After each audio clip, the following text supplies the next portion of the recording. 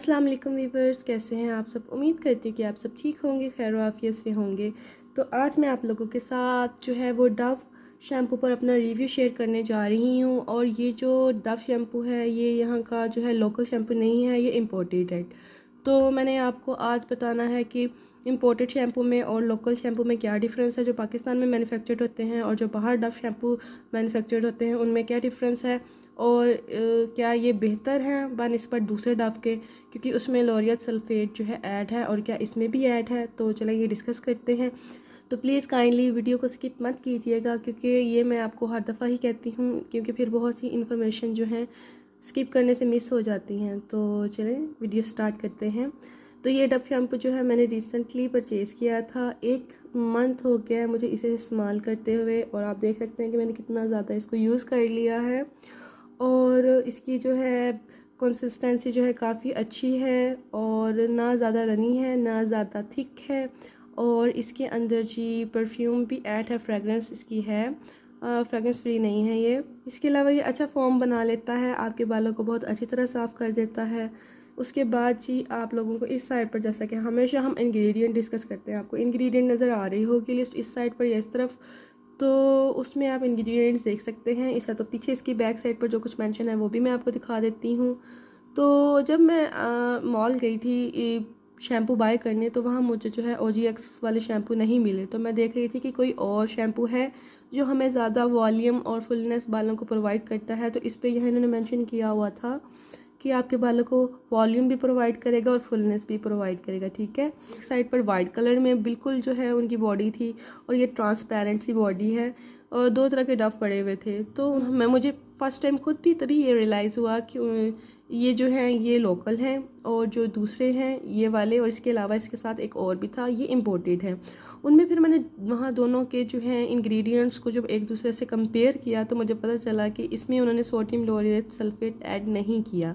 इसमें उन्होंने sodium add तो किया है, लेकिन उसकी दूसरी फॉर्म ऐड की है। यहाँ आप देख सकते हैं कि यहाँ लिखा हुआ है सोडियम पेरेथ सल्फेट, ठीक है।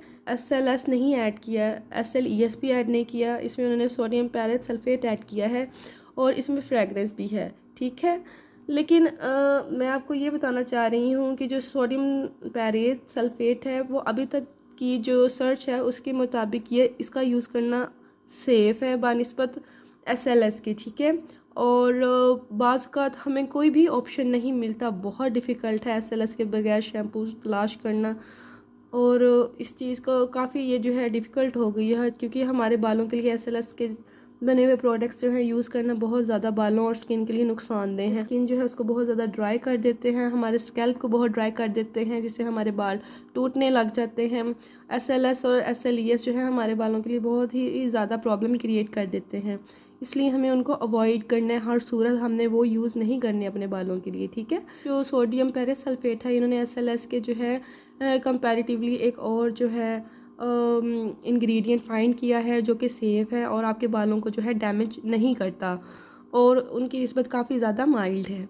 मैंने इसलिए लिहाजा इसको परचेज़ किया और देखा कि क्या वाकई उनकी जो रिसर्च है वो कहाँ तक ठीक है। मैंने कहा मैं ख़ुद इसको यूज़ करके और इसके बाद अपना रिव्यू आप लोगों के साथ शेयर करूँ, कहीं आप लोगों के बाल डैमेज ना हो अगर मैं इसको रेकमेंड करूँ तो मैं आप लोगों को बताऊंगी कि मैंने जब इसको 1 महीने इस्तेमाल किया है तो ये वाकई जो इन्होंने क्लेम्स किए हुए हैं ना कि ये आपके बालों को वॉल्यूम प्रोवाइड करता है, फुलनेस प्रोवाइड करता है, तो वाकई बहुत अच्छा लुक आता है इससे। आपका जो बालों को बहुत अच्छी बॉडी प्रोवाइड करता है, ये आपके बाल बहुत अच्छे से शेप में आ जाते हैं और हैवी लगते हैं। जिनके बाल लाइट है उनके लिए तो अच्छा है, लेकिन मैं आपको एक बात बता दूं कि ना तो ये आपके बालों को जो है उनके हेयर फॉल पे कोई असर करेगा, इसमें ऐसा कोई भी इंग्रेडिएंट नहीं है जो आपके बालों के लिए बेनिफिशियल है, ठीक है। ये एक शैम्पू है, इससे आपके बाल सिंपली साफ़ होंगे, और यानी कि ये नहीं होगा कि जिस तरह के कई शैम्पू इतने अच्छे होते हैं, उनमें इतने अच्छे इंग्रेडिएंट होते हैं। मुझे OGX के शैम्पू यहाँ पिक्चर देख सकते हैं बहुत पसंद है, हमेशा मैं वही रेकमेंड करती हूँ सबको। और जो बायोटिन एंड कोलेजन है वो तो मेरा मोस्ट फेवरेट है, आप देख रहे होंगे।